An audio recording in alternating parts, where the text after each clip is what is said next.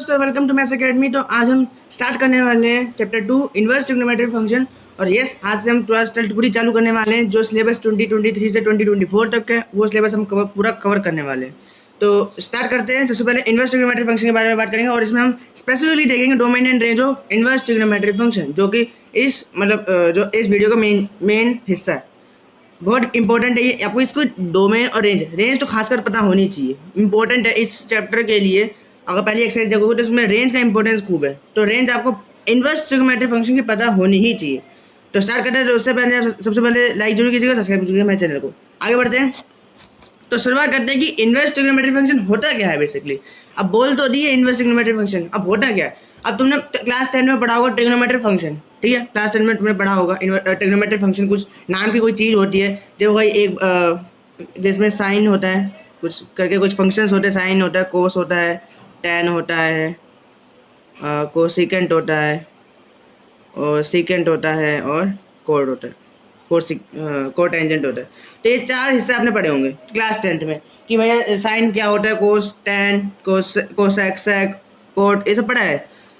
अब इसमें क्या है, हम 10th में हमने पढ़ा था कि साइन के साथ एक एंगल जो जिसको हम कहते हैं थीटा, या फाई ले लो या एक्स ले लो, कोई दिक्कत नहीं है, एक्स भी ले सकते हैं, इसके एक्स भी आता है। तो तुमने ये पढ़ा था 10th में, थीटा लेकर पढ़ा था।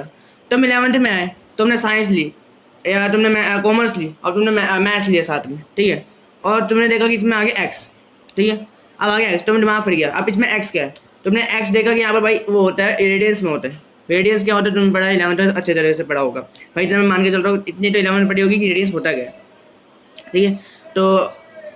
तो साइन एक्स होता है। तो हम इसको ना कुछ फंक्शन की तरह मांग लेते थे। चलो हमने मान लिया कि भाई साइन एक्स एक वैल्यू दे रहा है, जिसको हम देते वाई नाम दे देते। वाई एक वैल्यू दे रहा है वो, ठीक। साइन एक्स की जो भी वैल्यू आएगी वो एक वाई है। तो हम क्या करते हैं, यहाँ पर इस चीज़ को उठा के इधर फेंक देते हैं, या एक्स को इधर ही रहने देते हैं। तो एक्स बराबर जो होता है हो जाता है साइन इनवर्स वाई, ठीक है। अब ये मत समझना कि इसका मतलब ये होता है 1/sin वाई। भूल कभी ऐसा मत करना वरना टीचर बहुत मारेगा, ठीक है। तो ऐसा बिल्कुल भी मत करना। यहाँ पर इन्वर्स का मतलब होता है कि यहाँ पर आप जो वैल्यू आई है, ऐसा कौन सा एंगल होगा जिससे ये वैल्यू निकल के आई है। लेट्स सपोज कि हम बात करते हैं कि भैया हमने देखा साइन π/3 कितना होता है, √3/2। साइन 60 √3/2 ही होता है, हमने यही पढ़ा है। अब क्या करते हैं, अब अगर मैंने यही चीज़ पूछ ली, साइन इनवर्स √3/2, ठीक है। अब इसका मतलब क्या होगा, इसका मतलब ये होगा कि ऐसा कौन सा एंगल है जिसमें √3/2 आता है। तो सीधी बात दिख रही भाई π/3 होता है, यानी 60 डिग्री होता है। तो इसका आंसर हम ले सकते हैं π/3, है ना। तो π/3 इसका आंसर लिख सकते हैं, सीधी बात दिख रही है। तो यही होता है साइन इनवर्स का मतलब इनवर्स ट्रिग्नोमेट्री फंक्शन का मतलब क्या होता है कि ऐसे कौन सी वैल्यूज मतलब ऐसा कौन से एंगल्स होंगे जिससे कि ये वैल्यू निकल के आ रही है। ऐसा कौन से एंगल्स होंगे, जैसे कि हम एक और एग्जांपल ले लेते हैं, कोस का ले लेते हैं। चलो एग्जांपल हमने देखा है कोस π/4 कितना होता है 1/√2, ठीक है। और मैंने यही पूछ लूँ कोस इनवर्स वेट 1/√2 कितना है। तो इसका मतलब क्या होगा कि ऐसा कौन सा एंगल होगा जिससे कि 1/√2 आता है, जिसमें 1/√2 आता है। तो क्या आएगा आंसर π/4, ठीक है। अब कुछ शैतानी बच्चे होंगे जिनमें दिमाग में उठा कि भाई √3/2 तो होता ही है π/3। ऐसे तुमने क्या बोला कि ऐसा कौन सा एंगल होगा जिसमें √3/2 होता है, भाई π/3 भी होता है। तुम इसमें क्या कहते हैं, तुम इसमें पाई में से π/3 2π/3 भी तो होता है। तुम बोलोगे कुछ 2π/3 भी होता है, क्यों बोलोगे भाई तुमने 11th पढ़ी है। अब क्या 11th पढ़ी है तुमने, अब 11th में तुमने ये पढ़ा है कि भाई क्वाड्रेंट सिस्टम होता है, जिसमें कि यहाँ पर सारे ASTC ये तुमने पढ़ाई है, जिसमें यहाँ पर सारे ट्रिग्नोमेट्री फंक्शन पॉजिटिव होते हैं। यहाँ पर साइन और कोसेक पॉजिटिव होता है, यहाँ पर टैन और कोट पॉजिटिव होते हैं, यहाँ पर कोस और सीकेंट पॉजिटिव होता है। तुमने ये सब पढ़ा है। तुमने बोल दिया भाई 0 से 90 के बीच तुमने खाली π/3 क्यों लिया। तुम ये भी तो ले सकते हैं कि यहाँ पर साइन पॉजिटिव होता है, 1√3/2 पॉजिटिव वैल्यू है, तो यहाँ पर भी तो वैल्यू पॉजिटिव हो सकती है। ये भी तो कुछ हटाने बच्चों को में भी दिमाग आ सकता है। तो इसके लिए हमने इसकी रेंज कुछ बनाई है, कुछ रेंज बनाई, कुछ डोमेन बनाई है, ठीक है। तो वो हम आखिर में बात करेंगे, बिल्कुल आखिर में, ठीक है। अभी इसके बारे में बात नहीं करने वाले। हमने मेरे को समझाना था कि साइन इन्वर्स ट्रिग्नोमेट्री फंक्शन होता क्या है। बहुत इंपॉर्टेंट है, ये समझना जरूरी है। इनवर्स ट्रिग्नोमेट्री फंक्शन एक बार और समझा देता हूँ। अब मैं कुछ एग्जांपल्स और ले लेता हूँ जिससे कि आपको और क्लियर हो। जैसे सपोज टेन का लेते हैं, चलो हमें पता है टेन, लेट्स सपोज क्या लेते चलो ठीक है पाई बाय टू, नहीं पाई बाय टू नहीं, चलो पाई बाय 6 लेते हैं। हमें पता है 10 पाई बाय 6 कितना होता है 1/√3। भाई बताइए, सबको बताइए 1/√3 होता है। मैंने ये पूछ लिया तुमसे कि tan इनवर्स 1/√3 क्या होगा। इसका मतलब कि ऐसा कौन सा एंगल होगा जिसमें 1/√3 आता है। आंसर क्या आएगा पाई बाय 6, ठीक है। अब इसके बारे में बात हम करेंगे कि भैया ये क्या कहते हैं 7 पाई बाय 6 क्यों नहीं हो सकता, हम इसके बारे में बात करेंगे कि क्यों नहीं हो सकता, ठीक है। तो हम आगे बढ़ते हैं, अगला टॉपिक है हमारे पास इसमें ग्राफ। देखो इसका ग्राफ का ज़्यादा इंपॉर्टेंस नहीं है, बस तुम्हें पता होना चाहिए क्योंकि पिछले जो इस बार जो हुआ था 2022 में 23 बच्चों का जो पेपर हुआ था उसमें एक सवाल ग्राफ का जरूर आया था, ठीक है। एक ग्राफ का सवाल 2 नंबर में ग्राफ का सवाल आया था, भाई ग्राफ बनाने को दिया था, तो ग्राफ पता होना चाहिए।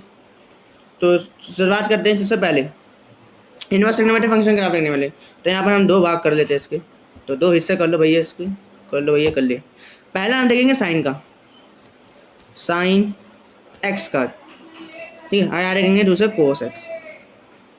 अब तुमने एक चीज़ देखी होगी लहराती हुई चीज़, मछली वाली साइन एक्स का तुमने ग्राफ देखा होगा।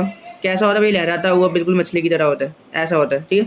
लहरा रही बड़ी अच्छे पानी में तैर रही है, ठीक है। अब तुमने बात करी इन्वर्स की। अब इन्वर्स में तुम क्या समझोगे, अब तुमने बात करी इसका इन्वर्स कर दो। अब तुमने साइन इन्वर्स एक्स कर दिया।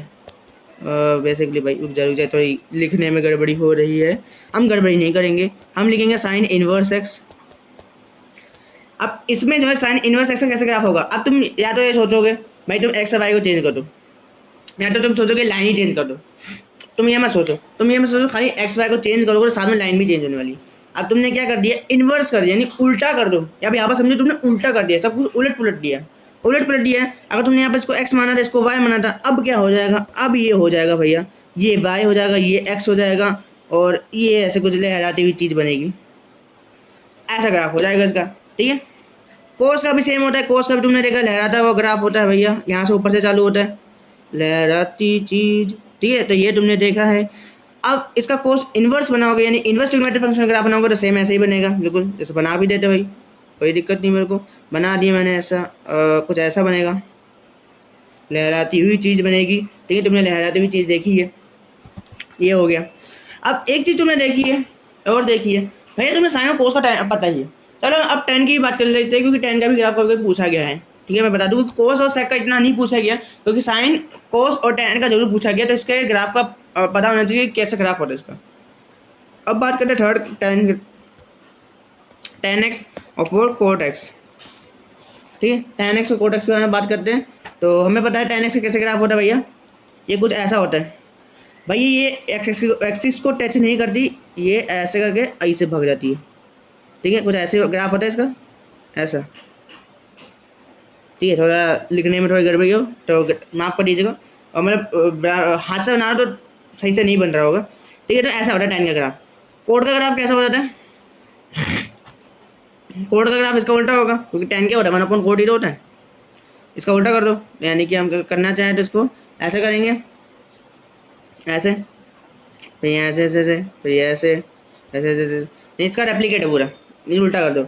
अब इसमें अब इन्वर्स का कैसे बनाओगे, अब इन्वर्स की हम बात करेंगे तो tan इन्वर्स x या कोट इन्वर्स x। तो ध्यान रखना यहाँ पर -1 ऊपर है इन्वर्स, ठीक है। इसको हम इन्वर्स पढ़ते हैं tan इन्वर्स x। भाई तुम ये मत समझना 1/10 कर दो तो बिल्कुल मैं समझना, मेरा टीचर आके खूब कुटाई करेगा, ठीक है।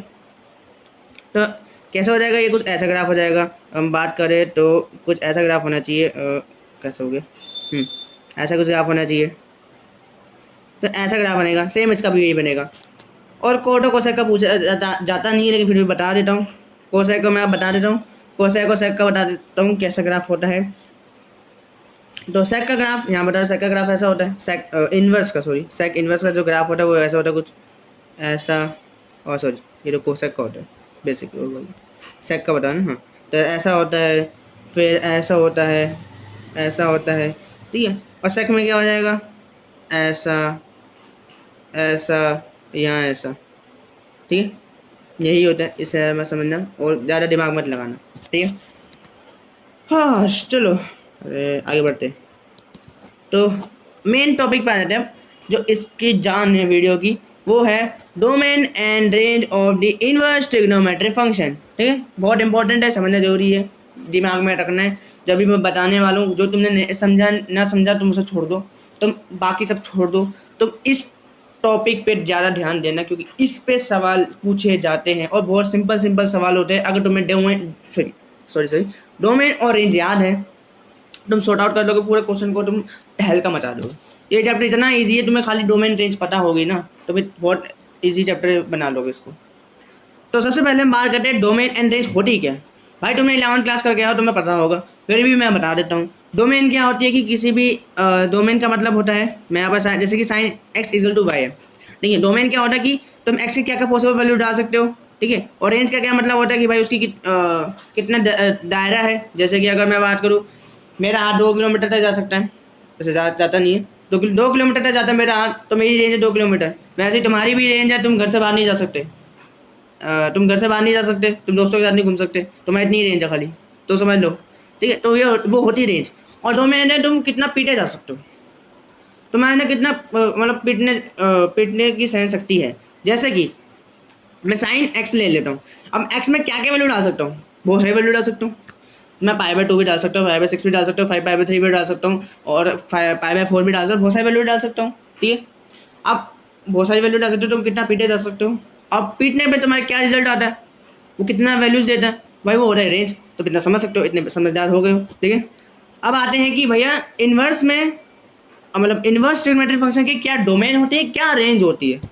तो शुरुआत करते हैं, मैं पीछे बताऊंगा अपन, नहीं आगे पेज नहीं है, पीछे आते हैं। तो सबसे पहले हम बात करेंगे साइन इनवर्स की। भैया तुमने साइन इनवर्स की डोमेन और रेंज पता होनी चाहिए, बहुत इंपॉर्टेंट है। तो यहाँ डोमेन लिखूंगा या रेंज लिखूंगा, ध्यान रखना।